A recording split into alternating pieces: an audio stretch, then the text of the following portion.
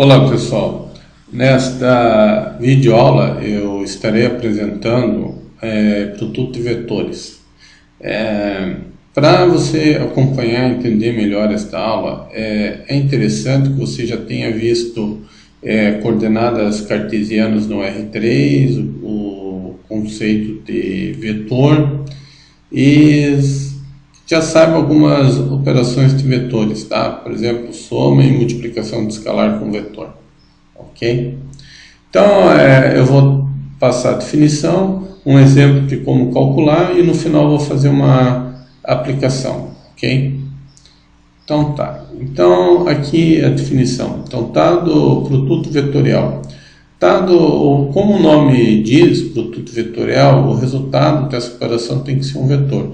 O produto vetorial também é conhecido como produto externo, ok? Então vamos ver aqui. Então, dado os vetores de coordenadas x1, y1 e z1 e o vetor v2 de coordenadas x2, y2 e z2, o produto vetorial ele pode ser representado dessa maneira. Ainda não é bem a definição. Isso aqui é apenas uma notação, tá? Lembra-se uma matriz, mas não é uma matriz porque a primeira linha são vetores. Lembrando que o vetor i é o vetor de coordenadas 1, 0, 0. É o vetor que é o vetor diretor do eixo x, ou seja, o vetor que dá o sentido e a direção do eixo x.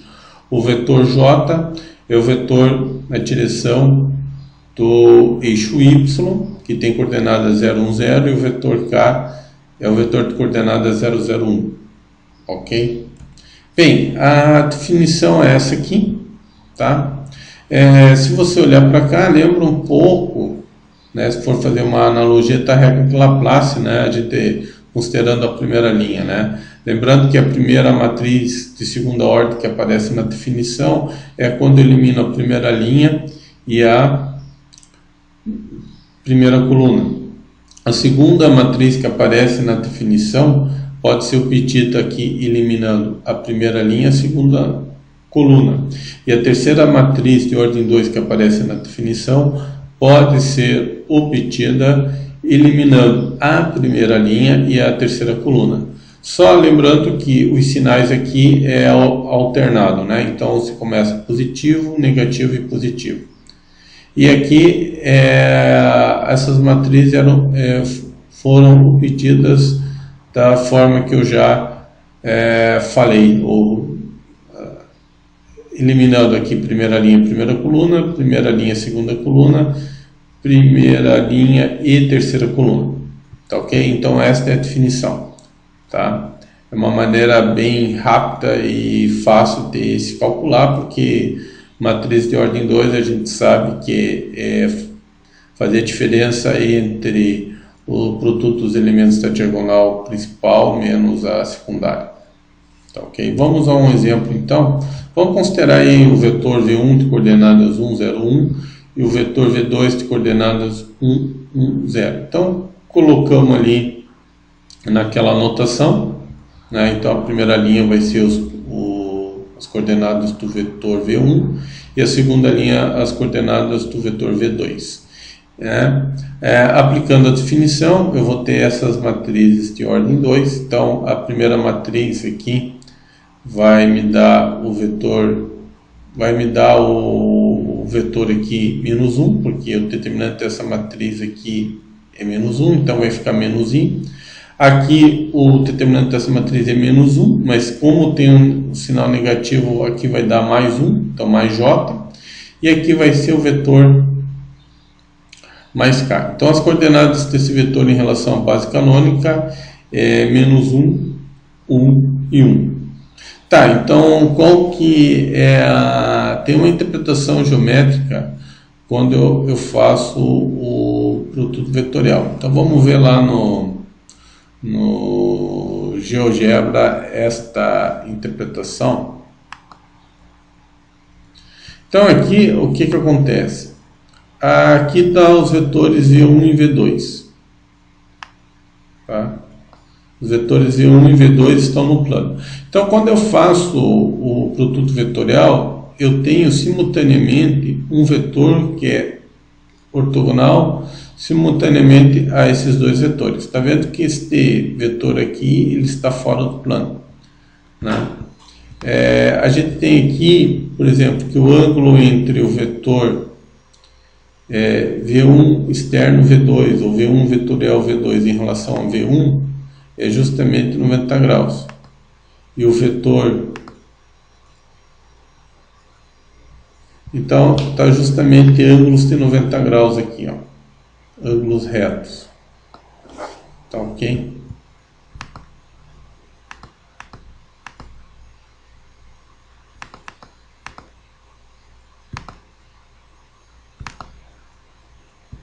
Tá ok?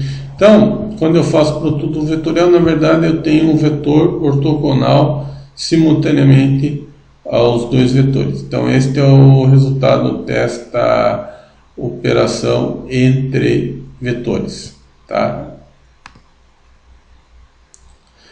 Bem, então, agora que a gente já sabe fazer o cálculo, já sabe a interpretação, vamos fazer uma aplicação, né? Então, para que o uso do cálculo vetorial, tá?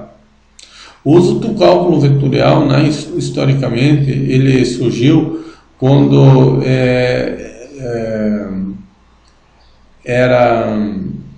surgiu no cálculo de campos vetoriais, para se calcular o rotacional de um campo vetorial, né?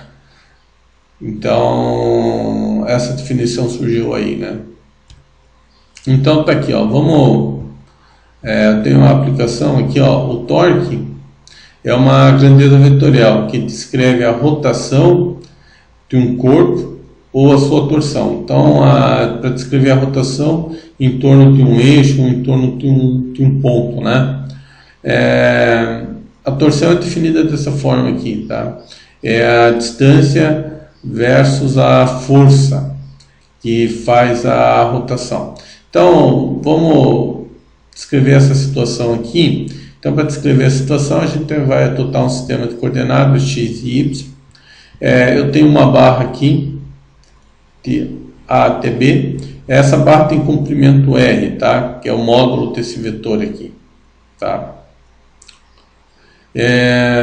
Aqui está sendo aplicada uma força, mas não é toda essa força aqui que vai fazer a rotação. A força que faz a rotação é a força que vai ser perpendicular ao vetor que descreve a distância do ponto A até o ponto B, que são os pontos que são as extremidades da barra. Então, eu vou rotacionar essa barra aqui em torno desse ponto aqui. O módulo do vetor força eu vou denotar por R, o módulo do vetor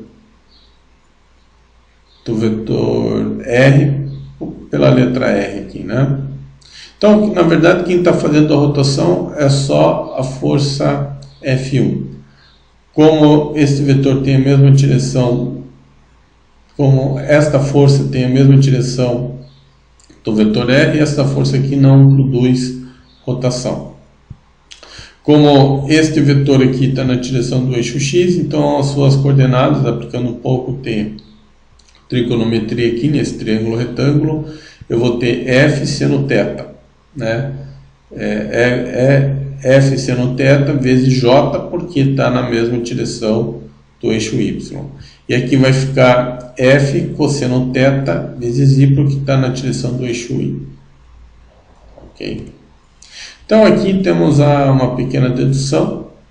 Então essa força F foi decomposta nessas duas, então usando a lei do paralelograma, esse vetor aqui é F1 mais F2.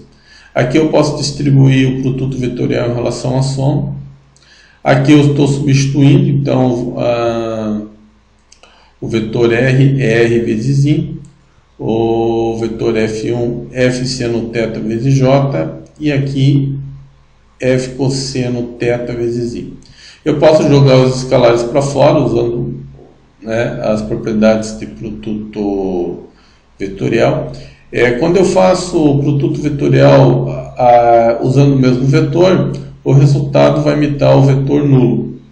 Então, no final, a densidade vai ser R F seno θ. Nesse caso aqui, a rotação é no sentido anti-horário, e é em torno desse ponto aqui. Então você pode pensar num eixo ortogonal a esta folha, passando por esse ponto A. Então a rotação da barra está sendo dado em torno desse eixo aqui, né?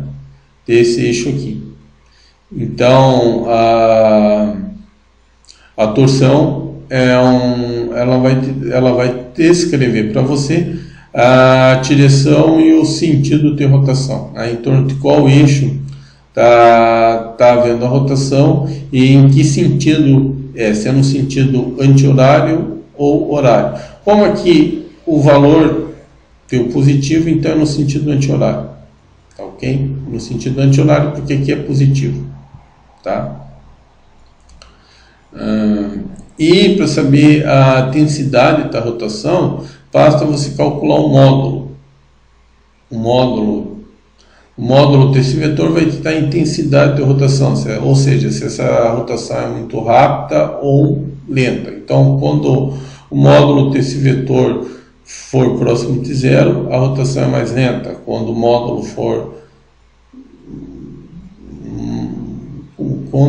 módulo do vetor vai aumentando, a intensidade da rotação também aumenta. Esta é a interpretação física aí. Vamos ver um exemplo para ficar mais claro isso. Então aqui, calcule o torque sobre a barra AB. Então vamos considerar uma barra de 2 metros e uma força F aplicada nessa barra, né? A gente aplica o torque todo dia, né? Por exemplo, para abrir uma porta, para o uso da maçaneta, o que você está aplicando ali na verdade é um torque, né? Você tem uma barra com ponto fixo, numa das extremidades você está aplicando uma força, tá? Então aqui, por definição, R externo F, no meu caso o R aqui é 2J, no meu caso a barra aqui é 10I. Eu posso jogar esses escalares para fora. Aqui J é externo F, I eu posso inverter. Quando eu inverto a ordem dos vetores aqui, você troca o sinal, tá ok? Porque você muda o sentido do vetor. Então aqui é IJK, I externo J, está como resultado o vetor K, porque a base canônica IJK é uma base orientada. Então aqui você tem a direção e o sentido. Então a rotação aqui desta barra é na direção do eixo Z e no sentido horário nesse caso, tá? No sentido horário.